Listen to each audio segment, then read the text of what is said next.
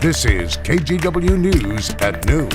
And we are following two big stories this noon, that breaking news that you were just watching at the U.S. Capitol and an update on vaccines in Oregon. So first, we do want to start with COVID vaccine eligibility in Oregon, because now family members who live in the same households with frontline workers, you are eligible for the vaccine effective immediately.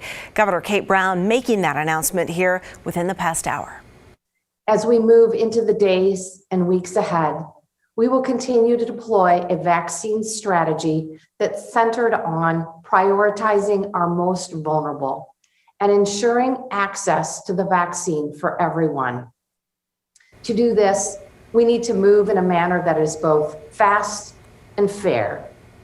Fast in the sense that we will keep up the efficient mass vaccination sites.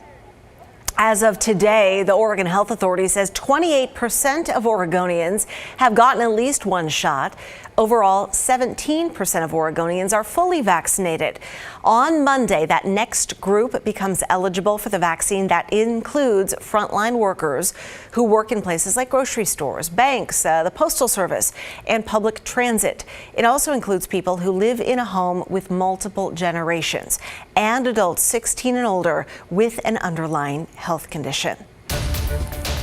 Now back to that breaking news that you've just been seeing from NBC in Washington, D.C. Capitol Police just announcing, sadly, one of their officers died today in that attack outside the U.S. Capitol. So this car you see here rammed into a barrier outside the building just about 10:30 our time, and then hit that barrier that's coming out of the street there where two Capitol Police officers were standing. Law enforcement officials telling NBC News the suspect then got out of the car with a knife and was shot by Capitol Police. The suspect has died as well. As we mentioned, one of those officers, the other officer, is in the hospital. Now, Congress is in spring recess this week, so there aren't many people working in the Capitol building. But of course, extra security measures have been in place since that pro-Trump mob breached the Capitol January 6th during the electoral vote count before a joint session of Congress. We will continue to follow this story, and we'll bring you updates. We're also following several COVID-related headlines. The CDC updated its guidelines for people who are fully vaccinated. It now says those people can travel within the U.S. without getting a test for COVID or going into quarantine. That's if you're fully vaccinated. The agency says they should still wear a mask, distance, and avoid crowds. Health officials in Washington are concerned about older people opting not to get the vaccine. 28% of folks 65 and up haven't gotten them yet, even though it's been available for them for the past 3 months. Basically, we have tens of thousands of people, those over 65, who have not had the vaccine, who are really living in the danger zone right now. It is a dangerous situation not to be vaccinated, particularly if you're over 65 today.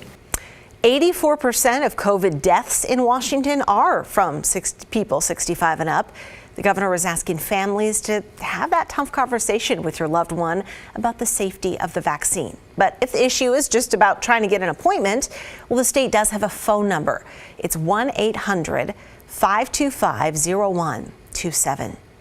An Oregon lawmaker is among those pushing the White House to lift patents on COVID vaccines and make them more accessible for other companies to make around the world. Congressman Earl Blumenauer says lifting the patents would free up more companies to cheaply and quickly produce vaccines in poorer countries and save lives now. Something that every American needs to think about. We've done this in the past with AIDS. We're going to have another pandemic. This is not going to be the last global health challenge we have. Mercy Corps in Portland says teams have traveled the world sharing sanitation and protective equipment as they wait for a long-term solution in a vaccine. But even with the U.S. donating $4 billion to international vaccine aid, some of the poorest countries may not see widespread vaccinations until at least 2023. There's a warning out about a scam involving fake post-vaccine surveys. The Department of Justice says the surveys promise you a cash prize for filling them out, but they want you to pay a shipping and handling fee just to get the survey. And that is where the ploy comes in, to get your credit card and personal information. Officials saying you should never click on links in texts or emails claiming to be really anything, especially a vaccine survey, unless it is from a known and verified source. Well, we have shared so many stories about restaurants and other businesses just trying to make it work during the pandemic. But along with that, so many coffee shops and diners are still closed. And that includes two of the very first restaurants we ever featured on KGW a year ago when this started. Green Bridge Coffee in the Lloyd Center district closed a year ago. They're on the first floor of an office building, so owner Joel Stenberg says they're going to need to wait for people to come back to the office before they'll really have any customers again. In the meantime, they've been hired to brew and deliver coffee to temporary homeless shelters. Stenberg says he's also looking forward to rehiring his staff to serve people in person when they can.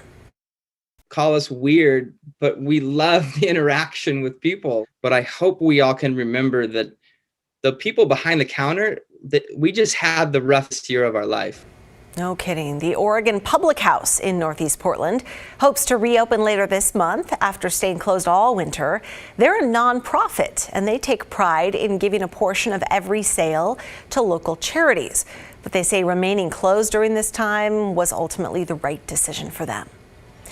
Okay, a lot of us thinking, yes, it is Friday. The weekend is here, and oh my goodness, look at that camera. This is one of our favorites, you guys. This is Stoller Family Estate Vineyard and Winery in Dayton. The greens could not be greener. The blues could not be bluer. What a magical shot this afternoon, Rod. One of the most beautiful I've seen in a while. Yeah, it is great to see that deep green color right here on the west side. Folks that live east of the Cascades, still in that winter brown for the most part. Here's a look at what's going on or not going on. So far, clouds have been thinning as they push inland, and we've basically continue to be mostly sunny.